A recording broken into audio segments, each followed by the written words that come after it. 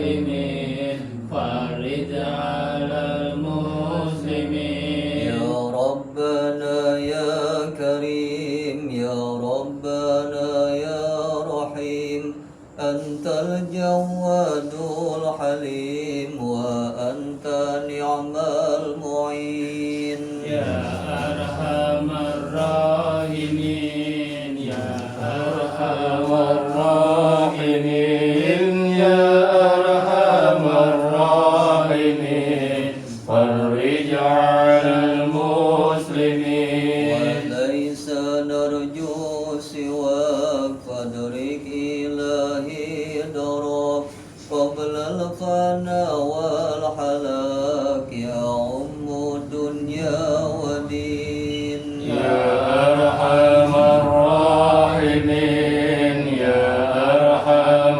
الراحمين يا أرحم الراحمين فرج على المسلمين وما لنا ربنا سواك يا حسبنا يا ذا العلا والغنى ويا قوي يا متين يا أرحم الراحمين يا أرحم الراحمين يا أرحم الراحمين فرج على المسلمين نسألك وليقيم العدل كي نستقيم على هداك القويم ولا نطيع اللعين يا أرحم الراحمين يا أرحم الراحمين يا أرحم الراحمين فرج على المسلمين ثم الصلاة والسلام على شفيع الأنام والآل نعم الكرام والصحب والتابعين يا أرحم الراحمين يا أرحم الراحمين يا أرحم الراحمين فرج على المسلمين اللهم صل وسلم وبارك عليه Alhamdulillah Alhamdulillah ada ni'amillah wassalatu wassalamu ala rasulillah Sayyidina Muhammad ibn Abdullah amma ba'd. Puji syukur kehadirat Allah subhanahu wa ta'ala yang senantiasa melimpahkan karunia dan nikmatnya kepada kita semua, sehingga pada kesempatan malam hari ini Alhamdulillah kembali bersama-sama kita dapat hadir dalam rangka talim rutin yang biasa kita adakan. Mudah-mudahan hadirnya kita pada malam hari ini selalu dalam lindungan dan dalam curahan rahmat Allah Subhanahu wa taala. Amin. Salawat dan salam tidak lupa pula kita sanjungkan kehadiran junjungan kita baginda Nabi Muhammad SAW yang syafaatnya senantiasa kita harapkan di yaumil qiyamah. Mari saja talim kita pada kesempatan malam hari ini kita buka dengan Ummul Quran suratul Fatihah dan selalu kita berharap kepada Allah Subhanahu wa taala semoga dengan barokah Ummul Quran ini apa yang akan kita kaji dan kita pelajari di malam hari ini bermanfaat untuk kita semua fid din wal dunya wal akhirah. Amin. Bismillahirrahmanirrahim. Al-Fatihah ala hazihi niyyah wa ala kulli niyatin salihah wassalamu wal afiyah wal barakah wal ilman nafi'ah wa ila hadratin nabiyil mustafa Muhammadin sallallahu alaihi wasallam wa li khususan al-mu'allif hadzal kitab al-imam Abi Hamid Muhammad bin Muhammad al-Ghazali at-Tusi as-Safi'i wa li khususan sahibul maqam al-walid wal maghfirlah wa li jami'il muslimina wal muslimat wal mu'minina wal mu'minat al-ahya'i minhum wal amwat wa li ashabihil kiramil Fatihah. A'udzu billahi minasy syaithanir rajim. Bismillahirrahmanirrahim. Alhamdulillahi rabbil alamin. Arrahmanir rahim. Maliki yaumiddin. Iyyaka na'budu wa iyyaka nasta'in. Ihdinas siratal المستقيم صراط الذين أنعمت عليهم غير المغضوب عليهم ولا الضالين. Rabbil ighfir lana wa liwalidayna amin. Pada malam hari ini kajian kita memasuki kitab yang baru, yaitu kitab Al-Mawa'iz fil Ahadisil Qudsiyah. Satu kitab yang di dalamnya berisi mau'izah atau peringatan-peringatan kepada kita bersumber dari hadis-hadis qudsi, yaitu firman Allah yang disampaikan oleh baginda Rasulullah sallallahu alaihi wasallam. Kitab ini dikarang oleh seorang ulama besar yang mendapatkan julukan Hujjatul Islam, yaitu seorang ulama yang bernama Imam Abi Hamid Muhammad bin Muhammad Al-Ghazali At-Tusi As-Syafi'i, atau yang lebih kita kenal dengan nama Imam Al-Ghazali. Beliau dilahirkan di Gazela, Tus, Iran pada tahun 450 Hijriah, bertepatan dengan tahun 1058 Masehi. Nama asli beliau adalah Abu Hamid Muhammad bin Ahmad At-Tusi, dan beliau telah menjadi yatim sejak kecil ketika ayahnya meninggal dunia. Itu sejarah singkat masa kecil daripada Imam Al-Ghazali. Kemudian beliau mendapatkan pendidikan dari guru-guru yang terkenal. Di antaranya bimbingan yang beliau dapat dari seorang ulama yang bernama Ahmad bin Muhammad Razkafi. Beliau belajar di satu tempat namanya Nisapur, Baghdad, Irak. Dan kemudian beliau pun diajarkan oleh seorang imam yang kita kenal namanya adalah Al-Imam Juwaini, serta ulama-ulama terkenal lainnya, sehingga beliau menjadi seorang ulama besar. Dan salah satu karya beliau yang fenomenal sampai sekarang menjadi rujukan daripada para ulama, yaitu kitab Ihya Ulumuddin. Satu kitab besar yang berisi hadis-hadis baginda Rasul yang jarang ditemukan di dalam kitab-kitab yang lain. Bahkan di dalamnya berisi beberapa nasihat mau'izah yang beliau sampaikan kepada seluruh umat baginda Rasulullah sallallahu alaihi wasallam. Dan beliau mendapatkan julukan Hujjatul Islam, yaitu seorang ulama yang menjadi hujjah di kalangan umat Islam. Jadi ilmu beliau bisa dikatakan mumpuni kesemuanya dalam segala bidang. Contoh, dalam ilmu hadis beliau mumpuni. Dalam ilmu tasawuf apalagi. Begitu juga dalam ilmu-ilmu yang lain. Sehingga beliau, kecerdasannya, kepandaiannya di dalam masalah agama, termasuk bapak filosof, itulah Imamul Ghazali. Bahkan beliau memiliki tarekat tersendiri di dalam masalah ilmu tasawuf. Jadi beliau nggak mengikuti imam-imam yang lain, dikarenakan memang beliau mengetahui. Dan beliau pun termasuk seorang pembaharu, artinya mujaddid pada abad ke-6, karena beliau dilahirkan tadi pada tahun 450. Nah, berarti beliau hidup di tahun 500-an. Lihat, wafat beliau adalah tahun 505 Hijriah, bertepatan dengan tahun 1111 Masehi. Jadi beliau adalah seorang mujaddid, pembaharu di dalam Islam, terutama di dalam pemikiran-pemikiran beliau. Maka inilah ya biografi singkat daripada Imam Al-Ghazali. Dan salah satu kitab yang beliau karang, inilah kitabnya, yaitu Al-Mawa'iz. Tahun berapa beliau karang ini pun tidak ada yang mengetahui. Tapi yang pastinya beliau mengarang kitab Al-Mawa'iz ini berisi tentang hadis-hadis qudsi, yaitu firman Allah yang disampaikan oleh baginda Rasulullah Shallallahu Alaihi Wasallam. Nah, sekarang mari kita lihat kitab Al-Mawa'iz yang beliau karang ini.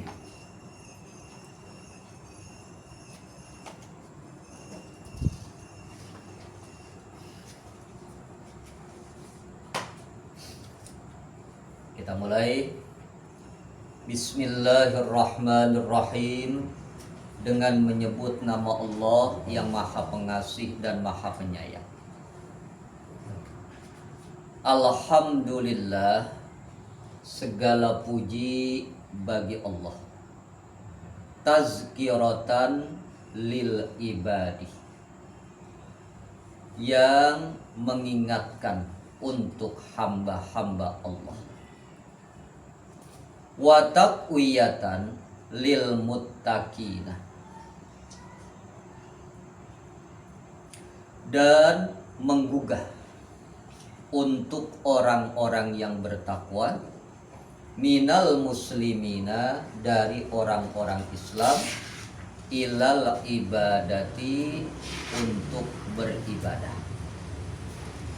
Wassalatu ala sahibil millatit tahirah, dan sholawat untuk yang memiliki agama yang suci, yaitu baginda Rasulullah Shallallahu Alaihi Wasallam. Waridwanu ala alihi wa ashabihi wa alihim, dan keridhaan untuk keluarga Nabi dan sahabat Nabi, wa alihim, dan keseluruhan mereka, wa ala man tabi'ahum bi ihsanin, dan atas orang-orang yang mengikuti mereka dengan kebaikan, wa ulama il ummati fi kulli zaman, dan ulama umat pada tiap-tiap zaman. Kitabul mau'izati fihi hasanatun nafi'atun, kitab Al-Mawa'iz, di dalamnya terdapat kebaikan yang bermanfaat. Nafa'anallahu biha, semoga Allah memberikan manfaat kepada kita dengan kitab Al-Mawa'iz. Titik, sampai situ dulu. Pada malam hari ini kita mengkaji kitab Al-Mawa'iz yang dikarang oleh Al-Imamul Ghazali. Dan dimulai kitab ini dengan pembukaan. Pembukaan yang dibuka oleh Imam Al-Ghazali diawali dengan kalimat Bismillahirrahmanirrahim, yang artinya kita sudah sama-sama paham. Bismillah, dengan menyebut nama Allah. Ar-Rahmani, yang Maha Pengasih. Ar-Rahimi, dan Maha Penyayang. Dibuka kitab ini dengan kalimat Bismillahirrahmanirrahim, maka cukup segala sesuatunya pujian kepada Allah, baik pujian di dunia, begitu juga pujian di akhirat. Inilah makna daripada Bismillahirrahmanirrahim yang ada di dalam kitab ini. Maka kemudian beliau mengatakan, Alhamdulillahi tazkiratan lil ibad, segala puji bagi Allah yang mengingatkan kepada hamba-hambanya. Siapa? Manusia yang telah diciptakan Allah.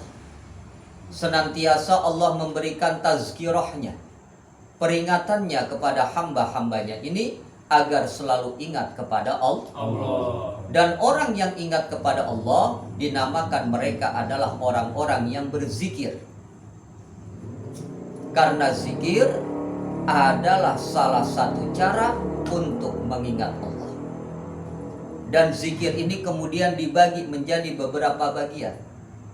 Ada zikir yang jahar, yaitu zikir yang memang terucap dengan dia memuji Allah. Contohnya dia membaca Alhamdulillah, itu kalimat Zikir.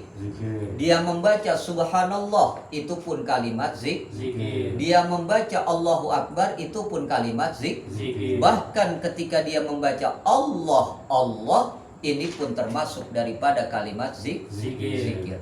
Maka orang yang mengucapkan kalimat-kalimat tersebut, dialah hamba-hamba Allah yang selalu ingat kepada Allah. Dan itulah tujuannya manusia diingatkan, supaya tidak lalai dalam kesehariannya, agar selalu ingat kepada Allah Subhanahu Wa ta'ala. Nah, hamba-hamba Allah yang diberikan peringatan ini tujuannya tiada lain, agar si hamba jangan melupakan Allah, agar si hamba selalu ingat kepada Allah. Karena terus terang, seiring kesibukan manusia di alam dunia, seringkali lupa kepada Allah Subhanahu Wa ta'ala. Banyak nggak yang begitu? Banyak. Nah, makanya diingetin nih. Wa taqwiyatan lil muttaqina minal muslimina ilal ibadati. Dan kemudian tujuan daripada peringatan ini adalah untuk menggugah hati orang-orang yang bertakwa kepada Allah dari golongan orang Islam, ilal ibadati, untuk beribadah kepada Allah Subhanahu Wa ta'ala. Jadi orang yang ingat kepada Allah, insya Allah hatinya tuh akan tergugah, sehingga dia mau beribadah kepada Allah. Maka orang tersebut termasuk golongan orang Islam yang bertakwa. Jadi kalau ada orangnya yang zikirnya rajin tapi nggak mau ibadah, ini salah betul. Karena ada yang begitu tuh. Ada. Zikir mah dia ingat Allah. Wah, asal kegencet aja. Astagfirullah. Astagfirullah. Ada nggak yang begitu? Ada. Nah, ibadah kagak? Ada. Ada. Kejedot. Astagfirullah. Innalillah. Ada yang begitu kan? Ada. Ingat dia kepada Allah, tapi ibadahnya kan? Kagak. Nah, yang demikian berarti hatinya nggak tergugah. Karena orang yang hatinya tergugah, dia ingat kepada Allah, maka kemudian ingatnya ini diaplikasikan dengan cara beribadah. Itu maksudnya. Kemudian wassalatu ala sahibil millati thahirah. Dan sholawat untuk yang memiliki agama yang suci. Siapa? Baginda Rasulullah Shallallahu Alaihi Wasallam. Di mana Rasulullah membawa agama yang benar-benar bersih dan suci, yaitu yang dimaksud adalah agama Islam, di mana agama Islam ini pokok daripada ajarannya adalah Allah tusyrika billahi syai'an. Jangan sekali-kali engkau menyekutukan Allah dengan sesuatu pun. Nah, inilah yang dikatakan millati thahirah, agama yang betul-betul suci, yang tidak bercampur dengan sesuatu pun selain mengesahkan Allah Subhanahu Wa ta'ala. Kenapa begitu? Karena ada agama yang dicampur-campur. Contoh ya. Agama Nasrani, kita lihat. Dicampur kan? Campur. Dia mengaku mengesahkan Tuhan, cuma ada anak Tuhan. Bingung kan? Bingung. Nah, begitu juga orang Yahudi nggak mau kalah. Dia mengaku mengesahkan Tuhan, tetapi dia berkata Uzair adalah anak Tuhan. Nggak mau kalah. Benar? Nah. Kemudian agama yang lain kita lihat. Dia mengaku menyembah Tuhan, tetapi kemudian ada dewa, ada patung, ada selainnya yang dia sembah, yang dia yakini sebagai penyambung untuk bertemu Tuhan. Padahal apa? Allah nggak butuh perantara. Sehingga apa? Kita lihat dakwah Rasulullah, bagaimana Rasulullah menghancurkan berbagai macam patung di sekeliling Ka'bah. Jumlahnya nggak tanggung-tanggung, 360 patung atau arca berhala untuk mensucikan agama Islam. Sehingga apa? Di sekeliling Ka'bah sekarang nggak ada yang namanya patung, nggak ada yang namanya foto. Dan itulah yang dikatakan millatit thahirah. Jangan menyekutukan Allah dengan sesuatu pun ketika menyembah. Makanya kita berkata ketika sholat, Alhamdulillahi Rabbil Alamin. Kan begitu kan? Iya. Segala puji bagi Allah, Tuhan semesta alam. Enggak ada yang lain lagi kecuali Allah. Allah. Waridwanu ala alihi wa ashabihi wa alihim. Dan keridhaan untuk keluarganya, yaitu keluarga baginda Rasulullah. Siapa keluarga baginda Rasulullah? Kita udah sama-sama tahu. Yaitu istri beliau, anak-anak beliau, cucu-cucu beliau. Bahkan kita kenal dengan nama Ahlul Bait. Ahlul Bait yang inti itu cuma beberapa orang, yaitu yang ketika pada saat itu ditutupi oleh baginda Rasul dengan sorbannya yang berwarna hijau. Siapa-siapa? Satu, Sayyidina Ali karramallahu wajhah. Yang kedua adalah Fatimah. Yang ketiga adalah Hasan. Yang keempat adalah Husain. Itu yang dikatakan Ahlul Bait Rasulullah yang intinya. Kemudian yang sampai sekarang ini rata-rata Ahlul Bait Rasulullah tidak pernah memproklamirkan diri sebagai keturunan baginda Rasulullah. Apalagi pada zaman dulu ketika terjadi kekacauan di kalangan umat Islam. Kalau yang diketahui ini adalah keturunan Rasulullah, nggak aman hidupnya. Sehingga apa? Mereka menyembunyikannya. Itu yang pertama. Yang kedua, mereka takut tidak mampu mencontoh datuknya baginda Rasul, baik dalam ucapannya maupun dalam perbuatannya. Kita kasih contoh nih. Salah satu cucu baginda Rasul yang mampu meniru Rasulullah di dalam sifat pemurahnya. Artinya apa? Kalau ada orang minta nggak bisa bilang enggak, pasti dikasih. Siapa dia? Ali Zainal Abidin. Beliau paling sedikit sholatnya 1000 rakaat tiap hari. Itu beliau nggak pernah bilang enggak kalau ada orang minta. Bahkan sekalipun itu ditipu oleh orang, tetap dikasih. Kenapa? Karena Rasulullah sifatnya begitu. Tapi beliau apakah pernah mengatakan keturunan Rasulullah? Enggak. Dibuktikan dalam perbuatan, dibuktikan dalam ucapannya. Bahkan pernah ada orang yang ngatain beliau tentang keburukan-keburukan. Beliau panggil, tolong kemari. Fulan, apa yang kau katakan tadi itu belum seberapanya.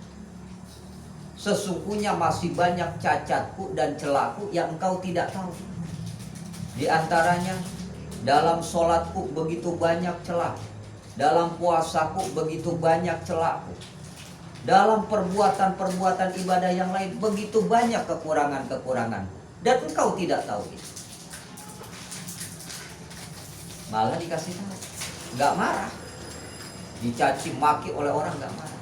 Bahkan kemudian orang ini diberikan upah nggak tanggung-tanggung 1000 dinar, nggak tanggung-tanggung. Dicaci, dicela, malah dibaikin, kemudian diberi upah. Dan inilah akhlak baginda Rasul yang kemudian ditiru oleh Ahlul Bait. Bagaimana dengan kita? Orang nih ngatain kita, kira-kira gimana? Di depan kita, gitu kan? Sehingga apa? Enggak pernah ada satu ucapan pun yang melaknat atau membalikkan kata-kata yang buruk tersebut. Inilah Ahlul Bait baginda Rasulullah.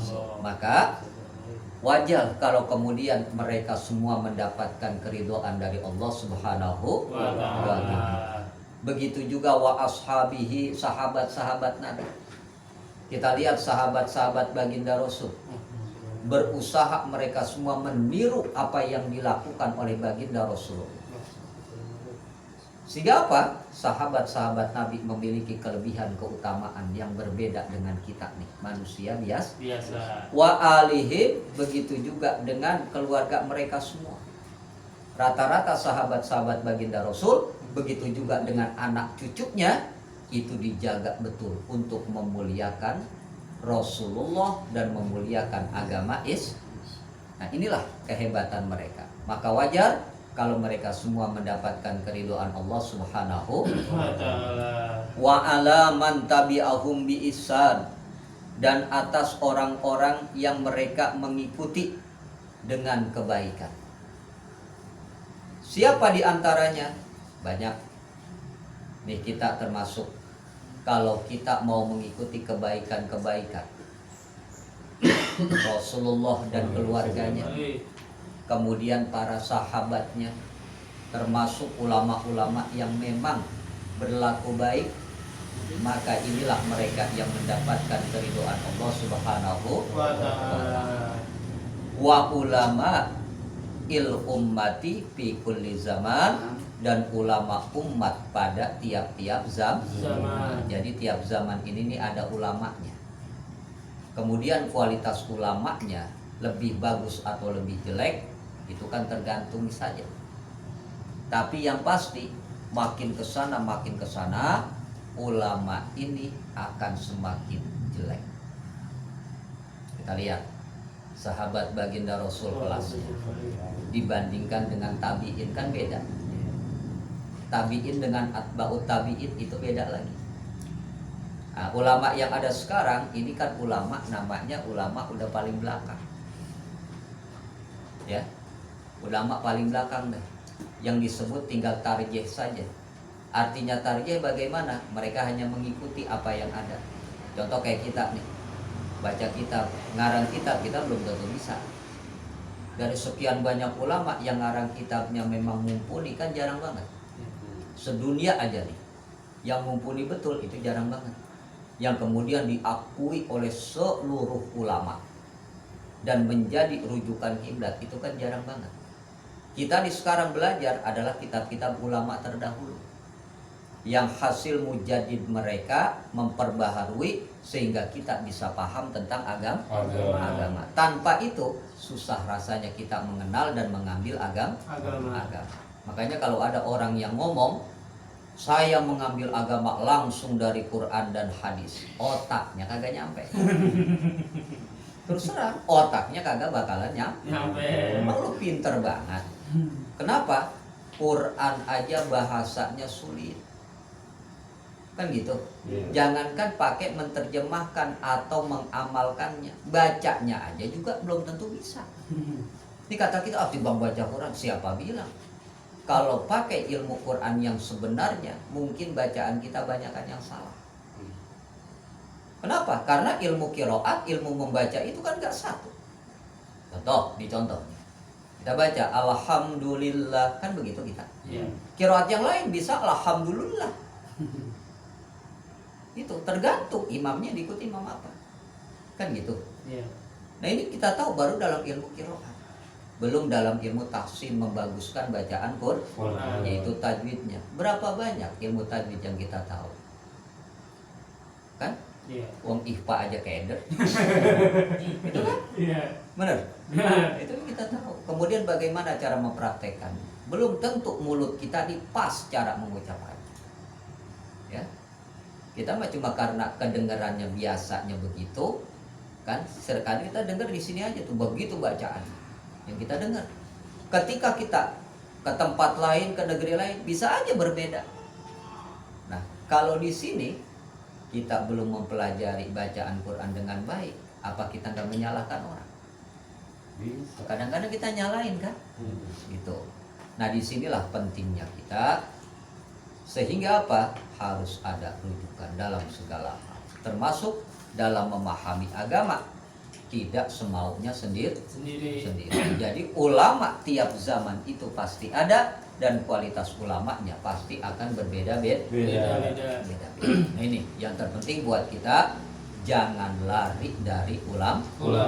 Kenapa? Karena orang yang lari dari ulama artinya tidak mau mengikuti ulama, yakin mereka akan sesat. Gitu kan? Makanya Rasul bilang, yang paling aku takutkan nanti umatku itu lari dari ulama. Dan zaman sekarang itu secara langsung ataupun tidak udah mulai pada lari atu-atu. Udah mulai. Contohnya mana? Lagi ngaji begini nih, kesinggung, udah gak datang-datang. Itu salah satu contoh. Banyak kayak begitu. Banyak. Maji di sono ustadz yang ngomel mulu. Lah emang begitu. Kenapa? Karena ad-dinun nasihat. Agama itu emang isinya nasihat. Yang namanya nasihat kan nggak selamanya bagus, gitu kan? Yang namanya nasihat ya ibarat orang minum jamu. Ini kita sakit nih, gitu kan? Minum jamu, minum aja, telan aja. Mau manis, mau pahit, mau asem, mau pedas kan gitu kan? Iya. Yang penting judulnya Sembuh. gitu kan? Jangan pas begitu ulamanya nih nasehatin yang baik-baik. Nah ini gue demen nih, demen yang begini nih, kan gitu kan? Giliran kesinggung, wah, Marah kali. udah nggak mau lagi belajar. Selesai udah kalau kayak gitu selesai. Artinya apa? Dialah yang lari dari ulama. Itu ya. Nah kemudian Kitabul Mau'izati, kitab ini dinamakan Al-Mau'izah. Di dalamnya berisi kebaikan dan semoga bermanfaat. Kita mohon kepada Allah semoga memberikan manfaat kitab Mau'izah ini buat kita semua. Amin. Ya Rabbal. Nah, sekarang kita lihat. Al-Mau'izatul Ula, Mau'izah yang pertama atau nasihat yang pertama. Yaqulullah Ta'ala, berfirman Allah Subhanahu wa Ta'ala. Nah ini namanya hadis Qudsi. Kalau bukan hadis qudsi, yaitu hadis baginda Rasul, pasti kita temukan qala Rasulullah sallallahu alaihi wasallam. Artinya apa? Rasulullah yang berkata, Rasulullah yang bersabda, memang atas perintah Allah. Nah, kalau ini Rasul cuma menyampaikan, isinya adalah firman Allah. Firman Allah. Cuma nggak ditulis dalam Al-Quran. Ini di luar daripada ayat-ayat Al-Quran. Cuma dalamnya adalah firman Allah. Itu hadis qudsi nama. Nah di sini Allah Subhanahu wa Ta'ala berfirman. Apa kata Allah? Ya ibna Adam, wahai keturunan Adam, kata Allah. Ajibtu liman aikona bil maut. Aku heran, kata Allah, kepada orang yang yakin dengan kematian. Kaifa yafrahu, bagaimana mereka bisa senang-senang. Tuh, peringatan Allah yang pertama. Allah manggil kita nih, ngingetin kita, kasih peringatan. Wahai manusia, yaitu keturunan Adam. Alaihissalam. Jadi jangan mau kalau dikatain keturunan monyet. Ya, jangan mau. Kenapa? Karena Allah yang bilang, ya ibna Adam, wahai keturunan Ada. wahai anak-anak keturunan Adam. Kita ini keturunan Adam, bukan keturunan monyet. Kalau ada yang berkata konspirasi evolusinya adalah monyet yang kemudian menjadi manusia, lu aja dah gua enggak. Gitu kan? Ya. Kalau di buku IPA begitu kan? Iya. Teori apa namanya? Darwin. Evolusi Darwin. Nah, kan begitu kan? Kalau ada yang mengatakan demikian, kita nolak. Kenapa? Karena Allah sendiri yang bilang, ya ibna Adam, wahai keturunan anak-anak Ada. Siapa? Manusia kita ini. Jadi bukan keturunan binatang. Allah peringatkan, ajibtu liman aikona bil maut. Aku heran, kata Allah, kepada orang yang yakin dengan kematian bahwa dia akan mati. Dan kita yakin betul nih sebagai manusia, siapapun dia pasti bakalan mati. Kali ada orangnya yang punya ilmu rawa rontek gak bakalan mati. Mati tetap. Ilmu rawa rontek kan kalau dibacok doang, nyambung lagi. Iya. Coba kalau dikelepin. Ayo dah.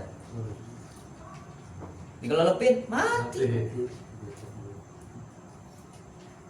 Ada orang kebal, mati. Gambarkan Israel bener kagak kebal kan? Mati tetap. Gitu kan? Aku heran, kata Allah, kepada orang yang yakin dengan kematian.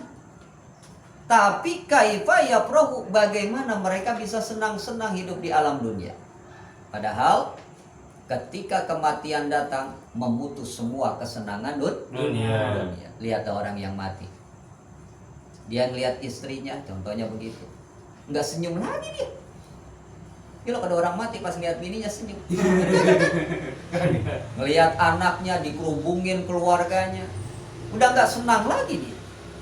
Tapi ketika dia hidup dan dia tahu bahwa dia bakalan mati, ternyata hidup di alam dunia dia berlimpah dengan kesenangan. Seakan-akan gak ingat mati. Banyak yang gitu. Banyak.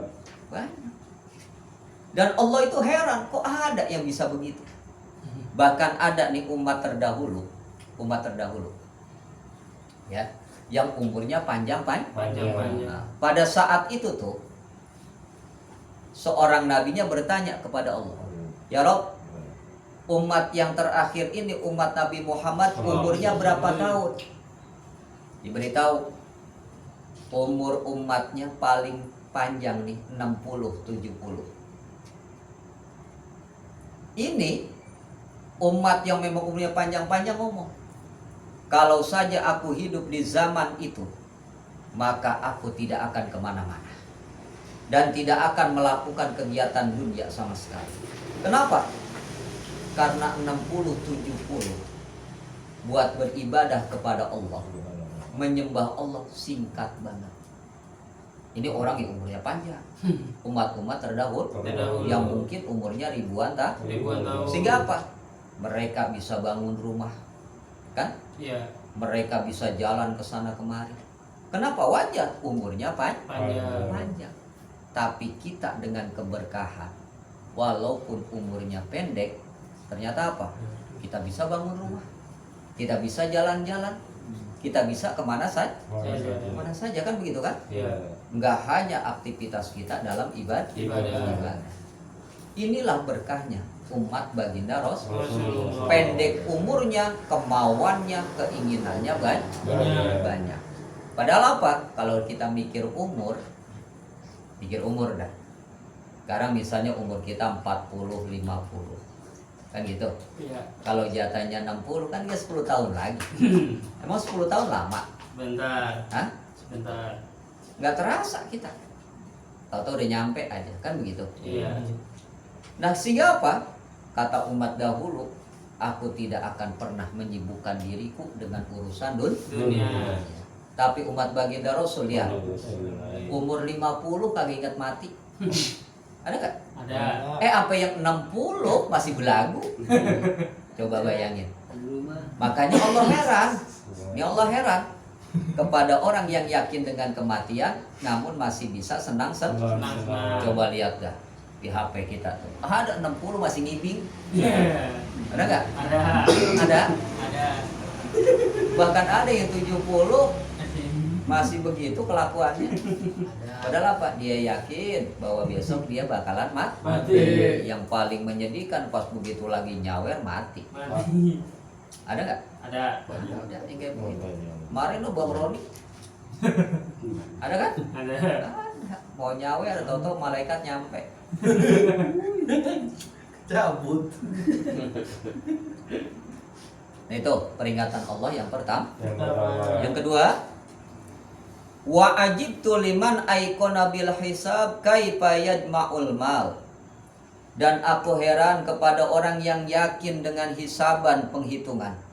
Kaifa yajma'ul mal, bagaimana mereka masih bisa mengumpulkan harta. Itu Allah heran juga. Kenapa? Kita tahu semakin banyak harta, hisabannya semakin berat. Makanya kan dibilang, yang halalnya saja dihisab, yang haramnya pasti diazab. Makanya Rasul mah doanya nih, yang diajarin Rasul, dan Rasul selalu berdoa, Allahumma ahyini miskinan. Ya Allah, hidupkan aku dalam keadaan miskin. Wa amitni miskinan, dan matikan aku dalam keadaan miskin. Ayo, udah pernah ngapalin ini? Kagak. Hah? Ngapalin kan kagak kan? Miskin. Kenapa? Gak pakai dibaca aja. Begitu. Kenapa Rasul ngajarin doa itu? Karena hisaban dalam harta itu berat. Makanya dibilang dalam hadis Rasul, ada dua perkara yang paling dibenci oleh keturunan anak Adam. Dua perkara. Apa yang pertama? Pertama yang dibenci adalah kematian.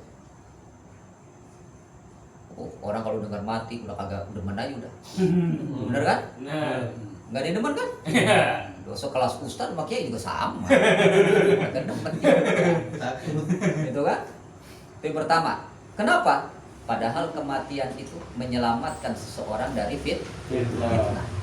Apa fitnah itu? Fitnah yang pertama kesyirikan, fitnah yang kedua adalah kekufuran. Daripada hidup syirik, itu kan? Daripada hidup kufur lebih baik buat dia mati. Selamat udah. Cuman yang namanya manusia kalau ditanya mau mati? Enggak. Artinya apa? Kan dia benci dengan kematian. Itu yang pertama kata baginda Rasul. Yang kedua, yang dibenci manusia adalah qillatil mal, sedikit harta. Itu dibenci. Kita nih kalau bisnis kan pengen hasil gede. Iya. Kerja pengennya hasilnya Banyak. bener nggak? Nah. Kalau saya sedikit ya segini. Nggak mau dia. Kadang-kadang dia, wah ini mah kerja sama gaji nggak sesuai. Ada nggak yang begitu? Ada. Nah, emang kita, gitu kan? Iya. Pengennya kan kerja sedikit gajinya gede, kan gitu. Kalau kerja banyak ya gajinya juga lebih gede. Kalau dikasih sedikit, berhenti dia mundurin diri, bahasa kerennya resign. Bener kan? Nah. Kenapa? Karena nggak sesuai menurut dia. Padahal apa? Sedikit harta ini malah menyelamatkan dia dari hisaban Allah. Tapi yang terjadi memang udah dibilang sama Allah, alhaakumut takasur, kamu sekalian berlomba-lomba mengumpulkan harta hatta zurtumul maqabir, hingga sampai kalian sampai ke liang kubur. Baru berhenti. Belum pernah ada sejarahnya orang masuk kubur masih nyari duit, nggak ada. Bener. Nyampe situ dah. Bahkan dalam hadis yang lain Rasul katakan, hingga mulut kalian tertutup dengan tanah. Baru berhenti tuh yang namanya mengumpulkan harta. Apakah Islam gak memperbolehkan mengumpulkan harta? Boleh. Bahkan nanti di akhir zaman nih, ya kata baginda Rasul, akan datang nanti suatu zaman yang bernilai, yang berharga cuma harta. Itu kapan? Sekarang udah. Sekarang. Coba lihat ya. Orang punya masalah, kalau dia punya duit beres. Aman. Yang berharga apa? Harta kan? Iya. Iya. Coba orang miskin, kagak salah aja bisa salah. Betul. Benar. Nah. Ini zaman kita sekarang. Zaman yang dikatakan baginda Rasul yang bernilai cuma harta. Contoh, dulu tuh orang kalau berbuat keburukan malunya bukan main. Tapi sekarang karena dia punya harta, seburuk apapun dia tetap disanjung Sanjung orang. Banyak nggak? Banyak. Banyak. Coba lihat di media-media. Gitu kan? Iya. Begitulah yang terjadi. Dan itulah yang dikatakan oleh baginda Rasul. Makanya Allah katakan, aku heran kepada orang yang yakin dengan hisaban, bahwa nanti dia bakal dihisab. Emang benar begitu? Coba lihat ayatnya. Summa latus alunna yauma izin anil. Kemudian kata Allah. Kapan kemudiannya? Nanti. Makanya pakai atofnya summa. Latus alunna, yakin kamu akan ditanya. Lamnya namanya litahqiq, nggak ada keraguan sama sekali. Latus alunna. Yauma izin, pada hari itu tuh, yaitu hari Kiamat. Anin naim, kamu sekalian ditanya tentang kenikmatan. Enggak ada kenikmatan yang diberikan Allah yang enggak ditanya. Nikmat mata bisa melihat, ditanya, lu ngeliat apa aja? Enggak ditanya. Ditanya yang kita lihat. Ya, makanya diajari dalam Islam, tundukkan pandanganmu supaya engkau bisa merasakan nikmatnya ibadah. Orang yang enggak pernah nundukin pandangan, maksiat dengan matanya getol, itu gak akan merasakan nikmatnya ibadah. Tahu? Lagi sembahyang aja nih, Allahu Akbar, emang mata dipakai buat begitu, dia lihat merek kain orang, apa aja dia lihat. Ada yang model begitu kan? Ada. Ada yang kadang-kadang tuh dia liatin bacaan baju orang-orang yang ada di depannya. Sehingga apa? Nggak ada kenikmatan buat Ibadah. Itu begitu. Ya. Jadi nikmat mata ini bakal ditanya, jangan dikira enggak. Terus nikmat telinga kita bisa denger, itu bakal ditanya.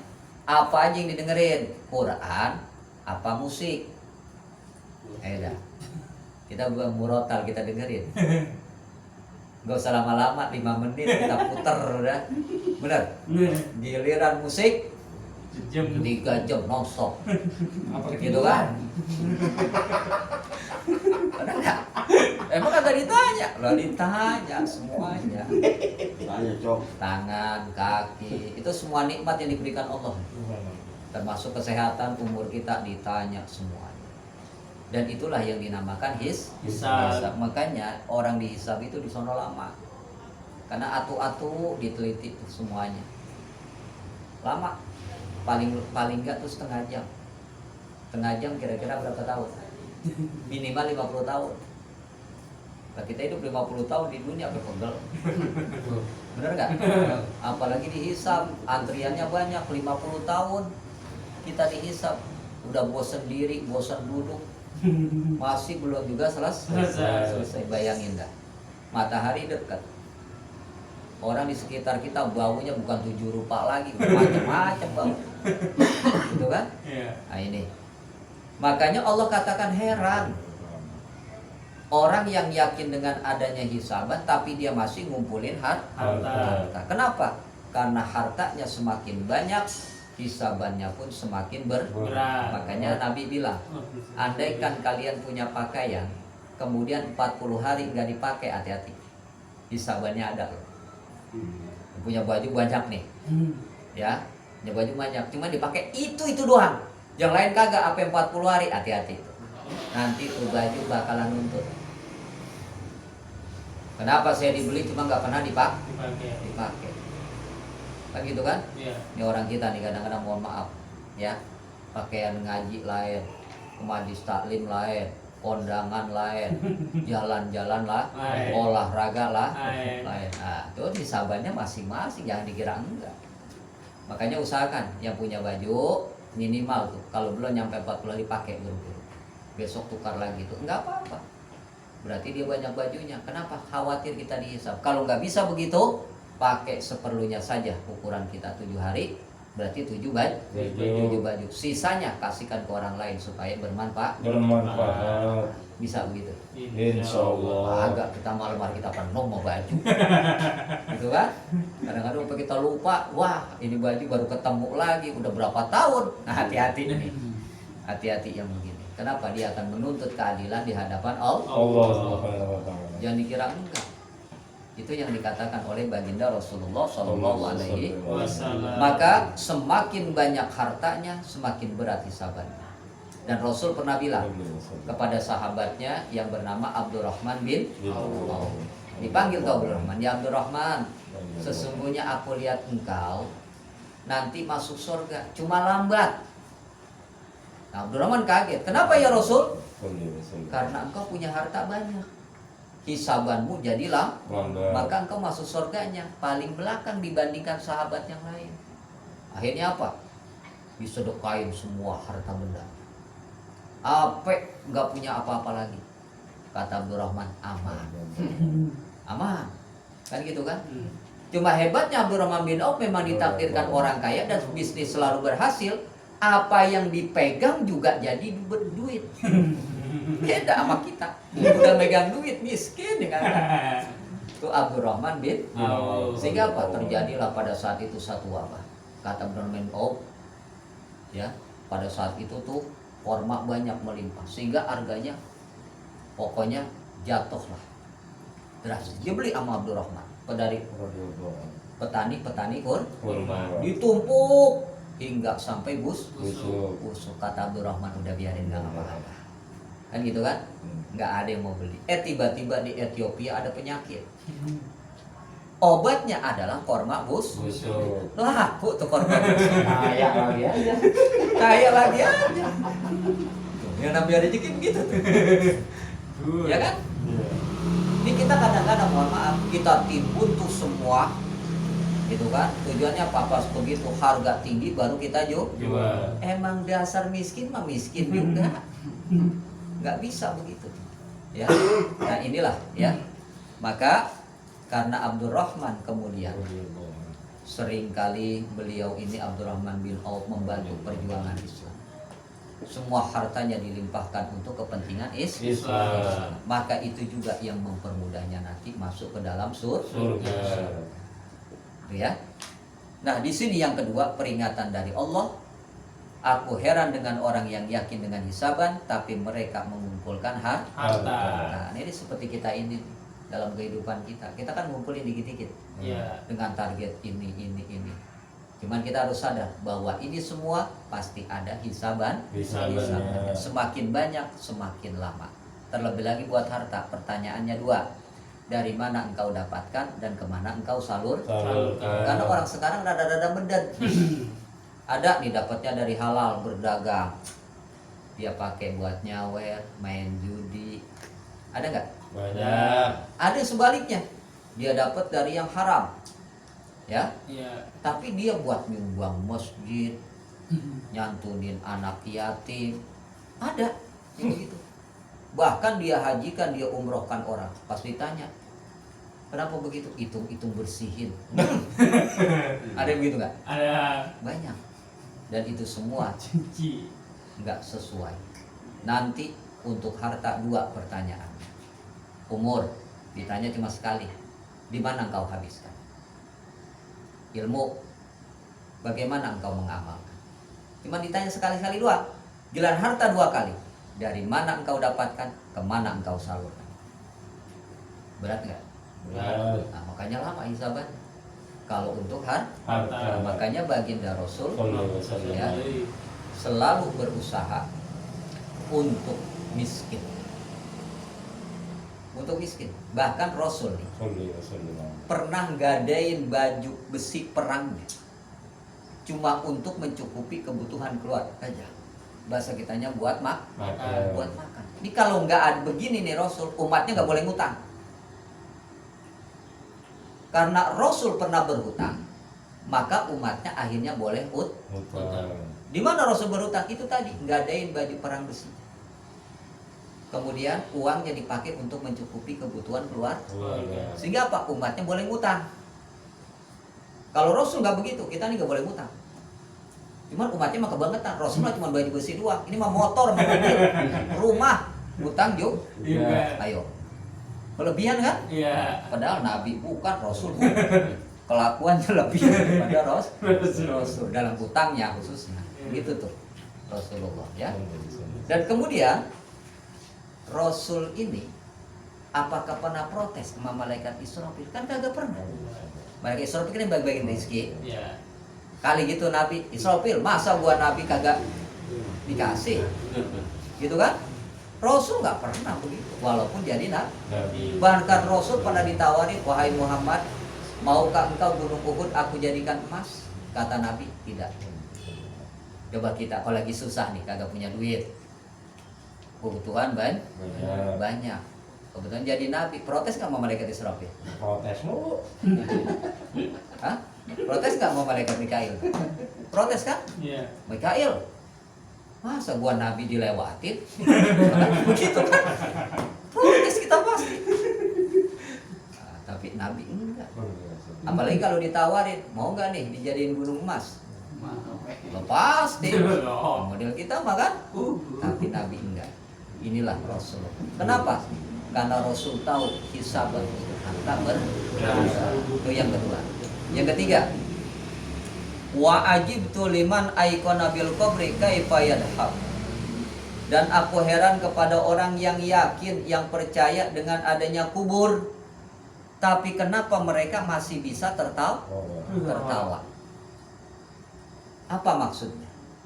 Yang namanya di kubur itu tempat yang serius, tempat yang gak bisa main-main. Ada orang ngomong, nanti kalau dikubur, kalau ditanya bilang aja begini, nggak bisa, nggak bisa. Kenapa? Kubur itu tempat yang paling serius dan menakutkan.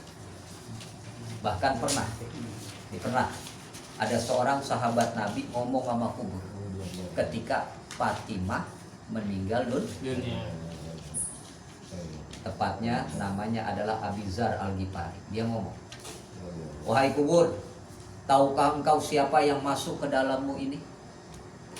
Bumi malah jawab nih kubur, aku tidak peduli siapapun yang masuk ke dalammu.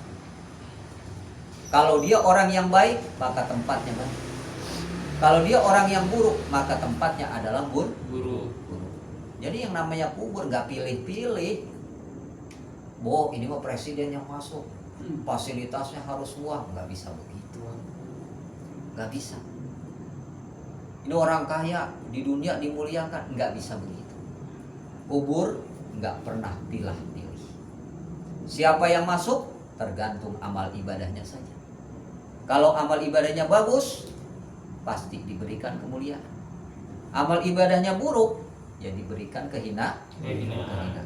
Dan Allah heran juga kepada orang yang yakin percaya dengan adanya kubur dan segala sesuatu yang terjadi di dalam kubur, tapi selama hidupnya dia masih bisa tertawa.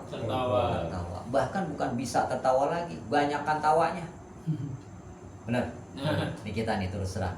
Nangis kita meratapi dosa-dosa kita, sama tawa kita banyakkan mana? Ya dah. Kadang-kadang kita niat HP udah kayak orang gila, tawa dewek-dewek. Ayo, benar. Dengar suara kita tawa dewek-dewek, gitu kan?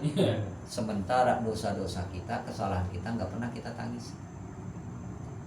Makanya kubur ini bisa menjadi tempat penyesalan, tempat yang sangat menyakitkan dari segala amal perbuatan hidup kita di alam dunia.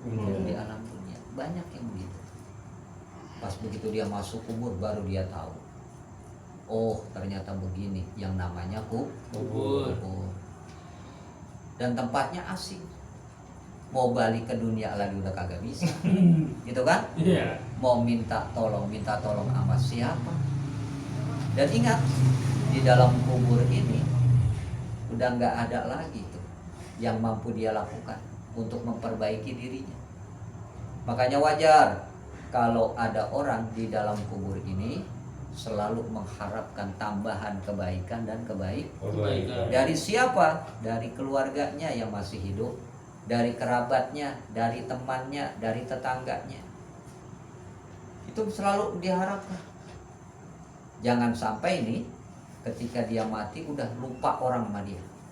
Banyak yang begitu. Banyak. Ya, hidupnya aja dilupain, apa matinya boro-boro diingetin. Ada yang begitu. Banyak. Apalagi kita nih sebagai seorang anak, jangan lupakan yang namanya orang tua kita. Ingetin terus.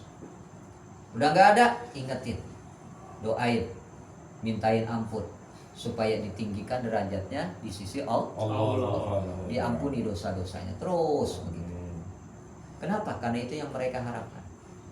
Makanya dikatakan oleh Sayyidina Abu Bakar Siddiq dalam satu kata-katanya, man dakhalal qabra bila zadin faka annama raqibal bahra bila safinatin. Orang yang masuk kubur gak punya bekal, bahasa kitanya, mirip seperti orang nyebrang lautan gak pakai perahu. Nekat. Sepintar-pintarnya orang berenang, nyebrangin lautan dah pasti mati. Benar? Tapi kalau dia nggak bisa berenang pakai perahu, insya Allah ada kemungkinan selamat. Begitulah perumpamaan orang yang masuk kubur. Masuk kubur dia punya bekal, aman. Kenapa? Bekalnya ada. Sampai nunggu hari kiamat aman dia. Padahal kiamat berapa ribu tahun lagi kita nggak pernah tahu. Tapi bekalnya ada, aman. Ibarat kita pergi-pergian nih, jalan kemana? Jauh perjalanan, bekalnya ada, duit ada, makanan ada, minuman ada. Jon. Coba kalau misalnya nih, duit kagak, bawa makanan, minuman kagak, jalan dah. Apa? Hah? Kira-kira selamat? Sengsara, ingat. Begitulah yang dikatakan perumpamaan kubur. Tiba-tiba aja nih ada ketemu yang dia kenal satu kampung. Seneng nggak? Senang. Begitulah perumpamaan orang dalam kubur. Tiba-tiba ada doa yang nyasar, ada sedekah yang nyasar, gitu kan? Senang banget gitu. Itu perumpamaannya orang yang berada di dalam kubur. Makanya salah satu cara untuk memadamkan siksa kubur adalah perbanyak menangis. Banyak nangis. Itu yang diharapkan. Supaya apa? Di dalam kubur dia bisa tersenyum, dia bisa tertawa. Makanya Allah heran kalau ada orang nih sadar dengan kubur tapi banyakkan tawa. Perbanyak nangis. Makanya Nabi bilang orang yang banyak tawa di dunia maka akan banyak menangis nanti di akhirat. Sebaliknya, yang banyak menangis di dunia maka di akhirat dia akan banyak tertawa. Cuma nangisnya yang benar. Ada kadang-kadang nangis bukan urusan untuk dirinya. Enggak boleh ya.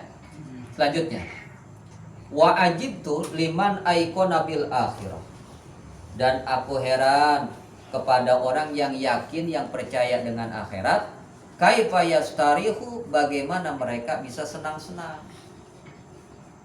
Yang namanya akhirat itu perjalanannya lama, jauh perjalanannya. Ya. Namun apa? Dia masih bisa senang-senang di alam dunia. Sehingga seakan-akan nih dia hidup untuk selama-lamanya di dunia. Padahal apa? Nanti di akhirat perjalanannya begitu lama. Maka orang yang percaya akhirat dia akan mendahulukan akhirat dibandingkan dunia. Dan yang selanjutnya, wa ajibtu liman aikona bidunya wa zawaliha. Dan aku heran kepada orang yang yakin percaya dengan dunia wa zawaliha dan akan hilang. Kaifa yatma'innu ilaiha, bagaimana dia merasa senang kepada dunia. Nih yang terjadi. Kita lihat sekarang manusia sama dunia senang banget. Gak usah jauh-jauh dah, kita aja nih ada baju keluaran baru. Ayo dah. Benar. Sepatu keluaran baru, HP keluaran baru. Kita pengen yang serba baru kan? Gak mau ketinggalan zaman. Itu kan dunia semua. Dunia semuanya. Apa aki-aki pengen bini baru, coba ada banyak. Bener kan? Iya. Itu begitu. Yang namanya Dunia. Padahal apa? Dunia ini bakalan hilang. Dunia ini bakal meninggalkannya. Padahal dia yakin tuh bahwa dunia akan meninggalkan. Dan kebanyakan dianya yang ninggalin Dunia. Benar? Iya. Makanya kalau orang mati kita ngomong telah meninggal dunia. Dianya yang ninggalin dunia. Dunia emang masih ada. Kenapa? Anak cucunya masih nemuin yang namanya dunia. Orangnya yang meninggalkan Dunia. dan dia tahu itu. Cuma ternyata apa? Dia begitu senang dengan yang namanya Dunia. Banyak yang begitu. Banyak. Ini yang harus diperhatikan oleh kita. Makanya apa yang menjadi peringatan Allah ini yang disampaikan oleh baginda Rasulullah harus menjadi pemikiran buat kita semuanya. Betapa Allah heran dengan tingkah laku manusia ini. Yang dia tahu tapi pura-pura enggak tahu. Banyak kan? Ini tadi baru disampaikan baru 5. Dia tahu tapi pura-pura enggak tahu. Dia ngerti, dia paham, tapi pura-pura enggak ngerti, enggak paham. Maka ini semua menjadi pertanyaan dan peringatan buat kita agar menjadi perhatian besar. Bukan berarti nggak boleh mencari kesenangan dunia, memiliki harta dunia, boleh. Tapi semuanya itu niatkan untuk kebaikan akhirat kita. Karena terus terang harta nih kalau dipakai untuk kepentingan akhirat itu akan menolong buat kita. Kan gitu. Iya. Begitu juga kesenangan di dunia, boleh silakan jalan-jalan cari kesenangan. Kenapa? Karena terkadang manusia butuh itu untuk memperbaiki dirinya. Contoh nih, orang yang nggak pernah jalan-jalan sama yang suka jalan itu beda. Iya. Pola pikirnya, teman-temannya, gitu kan, Iya. ilmu yang dia dapat, pengalamannya, itu beda. Orang yang biasa di rumah aja, ngutak bahasa kita, sama orang yang sering jalan tuh beda. Beda. Ya, pemikirannya aja beda, ilmu yang dia dapat juga Beda. beda. Nah, inilah salah satu pentingnya merantau tuh begitu. Terus teman setianya juga beda, gitu. Nah, semuanya ini boleh buat kita, maka cari, manfaatkan dengan sebaik-baik. Baik-baiknya. Intinya apa? Apapun yang kita lakukan di dunia, jangan keluar dari alur agama dan untuk kepentingan kebaikan dunia dan akhirat Kita. itu maksudnya. Supaya apa? Allah nggak heran sama tingkah laku kita yang kadang-kadang berlebihan di dalam urusan Dunia. Ya, banyak yang begitu. Banyak. Nah, ini ya. Ya, ada yang mau ditanyain? Mungkin itu tentang ini apa berpakaian untuk sholat itu ya. Kalau ini mau nanya hukumnya aja, kalau pakaiannya ada tulisan itu kan itu mengganggu kehusuan yang di belakang kan ya. Yang pakainya itu hukumnya apa? Ya. Baginda Rasulullah Sallallahu Shallallahu Alaihi Alaihi Wasallam mengajarkan kepada kita, ya, yang diajarkan baginda Rasul, ketika kamu memakai pakaian, hendaknya kenakan pakaian yang tidak mencolok. Di antaranya dalam segi warna, ya. Ketika sholat kan kalau warnanya mencolok dewek-dewek kita jadi perhatian, ya kan? Nah, usahakan jangan yang mencolok, yang tidak mengundang perhatian. Kenapa? Karena terkadang ketika mengundang perhatian seringkali merusak ibadah kita dan ibadah orang lain. Termasuk baju yang kita kenakan atau pakaian yang kita kenakan jangan sampai mengganggu orang untuk ibadah. Oh, yang ada tulisannya. Kan sekarang banyak yang ada tulisannya kan? Banyak. Apalagi tulisannya kagak semenggah. Ada tulisannya gitu kan? Iya.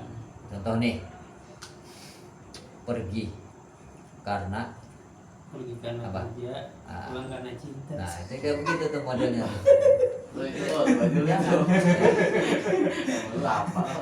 Jangan yang kayak begitu. Atau mohon maaf, kadang-kadang bajunya gambar belakangnya tengkorak, gitu kan? Itu jangan. Kenapa? Itu mengundang perhatian dan bisa merusak orang yang di belakang dalam ibadah. Bagaimana hukumnya? Kan gitu. Hukumnya minimal makruh. Minimal makruh, dibenci. Siapa yang benci? Allah. Gitu kan? Kadang-kadang bukan hanya Allah saja, yang manusia lainnya juga benci juga ngelihatnya. Gitu kan? Nah, ini daripada merusak ibadah kita karena kebencian orang, apalagi kebencian Allah, lebih baik cari yang memang pantas untuk ibadah. Makanya kan kita selalu begini nih, ada pakaian buat sholat gitu kan, Iya. ada pakaian buat kondangan, ada pakaian buat jalan-jalan gitu kan, ada pakaian buat ke pantai, bahkan ada pakaian buat Tidur. tidur kan gitu kan. Iya. Supaya apa? Kita memantaskan diri dalam mengenakan pakaian. Dan ada yang rada-rada gila juga, lah pakaian tidur dipakai buat jalan-jalan. Ada kan? Ada nggak? Banyak. Ada. Itu nggak boleh juga. Pantaskan diri, sesuaikan pada tempat. Jadi minimal hukumnya adalah makruh. Jelas ya? Insya Allah. Ada lagi?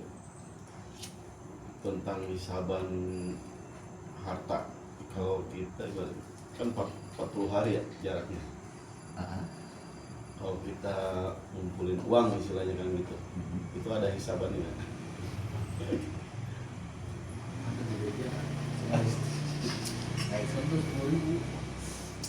Yang namanya harta itu bentuknya bisa macam-macam, ya. Iya. Contoh rumah itu termasuk harta kita, apa yang kita miliki kan. Iya. Kemudian juga kendaraan itu termasuk harta kita yang kita miliki. Bagaimana dengan uang? Ya sama, itu termasuk harta juga yang kita miliki. Artinya apa? Semua yang kita miliki, apapun bentuk dan macamnya, itu adalah harta kita. Itu semuanya akan dihisab oleh Allah Subhanahu wa Ta'ala, apapun itu. Makanya dikatakan kalau ingin ringan hisabannya, itu tadi salurkan sesuai dengan perintah Allah dan Rasulnya. Bukan berarti nggak boleh, boleh. Cari harta sebanyak-banyaknya. Cuma harta ini kita pakai untuk kepentingan akhirat kita. Kan kepentingan akhirat kita banyak, gitu kan? Contoh, kita berikan kepada orang tua, insya Allah jadi sedekah, gitu kan? Kita berikan kepada saudara, jadi sedekah, kepada yang lain jadi sedekah, dan seterusnya. Semuanya ini akan memberikan manfaat buat kita. Kenapa? Karena banyak juga para ulama dan para nabi yang kaya. Contoh kayak Nabi Sulaiman. Kurang kaya gimana? Apa yang gak dimiliki Nabi Sulaiman? Tapi karena semuanya cuma sekedar milik, beliau salurkan itu semua untuk kepentingan umat. Sedangkan untuk beliau sendiri nih, buat makannya itu dari hasil dua. Yang pertama, nganyam baju perang, gitu kan? Karena besi dianyam sama Nabi Sulaiman, gitu kan? Atau ada pula yang mengatakan Nabi Daud. Nah, jadi begitu. Bahkan Nabi Sulaiman ini pernah ketemu malaikat, ya, ketemu malaikat. Malaikatnya nyamar jadi manusia. Kata Nabi Sulaiman, Nabi Sulaiman lagi nyamar juga. Bertanya, Fulan, bagaimana pandanganmu tentang Nabi Sulaiman? Nabi Sulaiman bagus segala sesuatu, tapi sayang, makannya masih mengambil dari Baitul Mal. Akhirnya apa? Nabi Sulaiman langsung memiliki profesi, yaitu jualan tas di pasar. Jadi beliau yang ngebosin bahasa kitanya, kemudian menyuruh orang untuk berjualan. Itu sekelas Nabi loh. Dan ternyata apa? Yang nyindir ini memang malaikat. Nabi Sulaiman nangis. Kenapa? Semua ibadahnya bagus, masih ada kekurangannya. Makannya masih dari Baitul. Artinya apa? Kurang bagus bahasa kita yang begitu. Nah, artinya apa di sini? Buat kita makan adalah hasil jadi jerih payah kita. Dan itulah kebagusan. Kenapa? Karena seseorang bisa berharga ketika dia memiliki pekerjaan.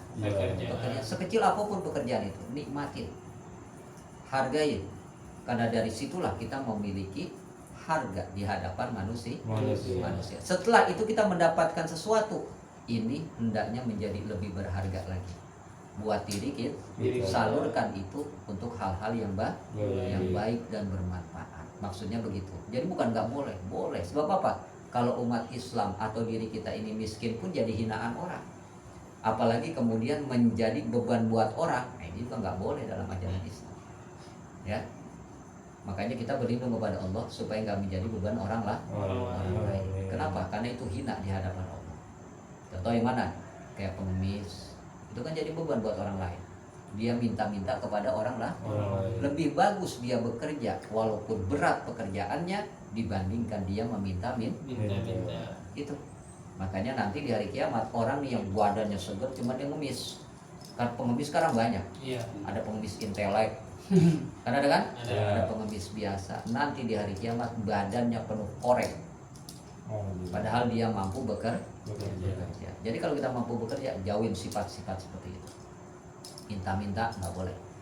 Ya, jauhin sifat-sifat itu. Sebab di hari kiamat Allah perlihatkan untuk yang para pengemis intelek sekalipun badannya akan penuh dengan koreng. Makanya nanti kalau sudah wah korengan nih orang. Nah, ini dia nih. Bahkan zaman sekarang mohon maaf ya. Pengemis itu menjadi profesi. Bener kan?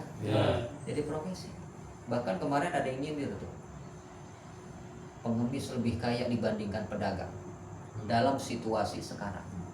Jelas. Ya kan? Nah, itu yang terjadi. Padahal apa? Dalam ajaran Islam, mengemis itu adalah jalan terakhir. Jalan terakhir. Kalau memang kita udah nggak mampu ngapa-ngapa. Contoh misalnya nih, kita nggak nemu makan, akhirnya apa? Kita minta tolong beri saya makan. Bisa begitu. Itu dia jalan terakhir. Jalan yang lain kalau bisa ditempuh dengan puasa. Cuman kan orang sekarang udah jarang. Lapar dikit aja udah ngeluh. Padahal apa? 2 jam yang lalu udah habis makan. Bener? Nah, ini. Jadi hal-hal yang demikian tergantung bagaimana kita memanfaatkannya. Punya harta kalau dimanfaatkan untuk yang baik, insya Allah akan menjadi baik. Bukan nggak boleh, cari harta sebanyak-banyaknya. Cuma kemudian salurkan untuk hal-hal yang baik. Jangan sampai kita pun menjadi beban buat orang lain. Jelas? Insyaallah. Ya. Ada lagi?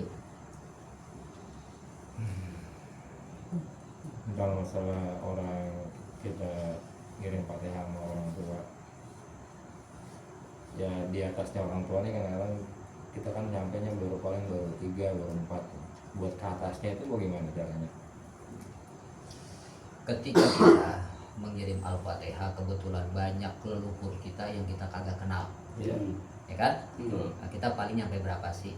Engkong buyut udah, gitu kan? Iya. Kita, babah kita, engkong kita. Kesana aja udah gak kenal udah. Kenapa orang tua kita juga kagak ngasih tahu? Nggak kenalin. Bagaimana? Maka pakai kalimat wa furu'ihim dan cabang-cabang mereka. Gitu aja udah. Contoh Al-Fatihah kah? Contoh misalnya bapak kita siapa? Bin, gitu kan? Wa usulihim wa furu'ihim. Udah. Asal usul mereka dan cabang-cabang mereka. Sebab apa? Kan cabangnya banyak juga kita kagak kenal. Iya. Benar. Kerabat-kerabat kita kan? Iya. Contoh nih, Bibi mungkin kita kenal, Baba Gede masih kita kenal, Mamang masih kita kenal. Kesononya lagi Oh, ya. nggak kita kenal kan? Iya. Kebetulan engkong kita bininya 4. Kan cabang-cabang banyak. Nggak pada kita kenal kan? Iya. Udah wapuru ihim. Cabang-cabangnya tuh.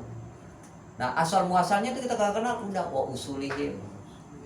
Gitu. Contoh misalnya bapak kita nih, contoh ya. Namanya misalnya Amir bin Debul, wa usulihim, wa furu'ihim.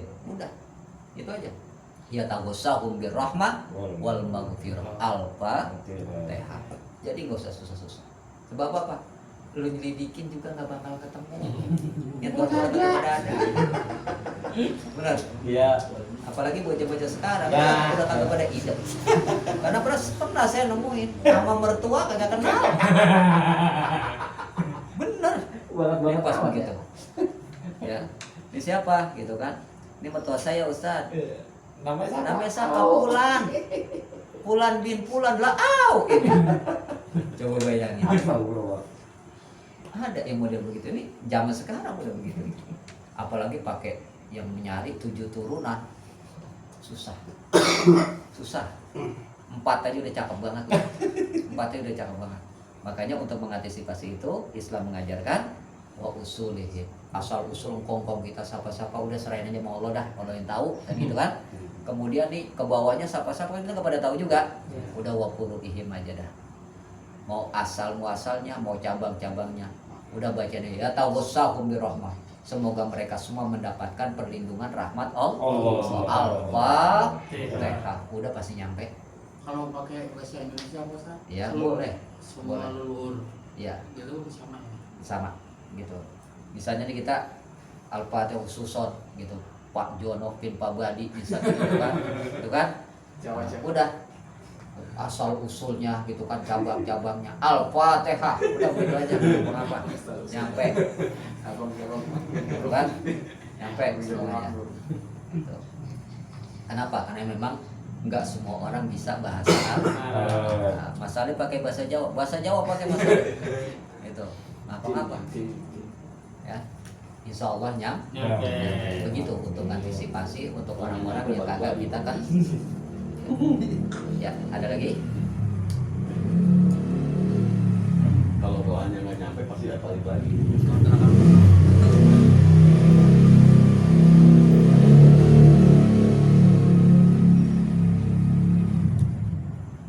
Ya. Kalau nggak ditanya lagi, kajian kita untuk hari ini kita cukupkan ya. Mudah-mudahan apa yang disampaikan bermanfaat buat kita semua. Amin.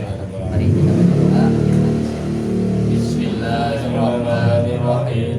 Subhanakallahumma wa bihamdika asyhadu an la ilaha illa anta astaghfiruka wa atubu ilaik. Kurang lebihnya mohon maaf. Wassalamualaikum warahmatullahi wabarakatuh. Waalaikumsalam warahmatullahi wabarakatuh.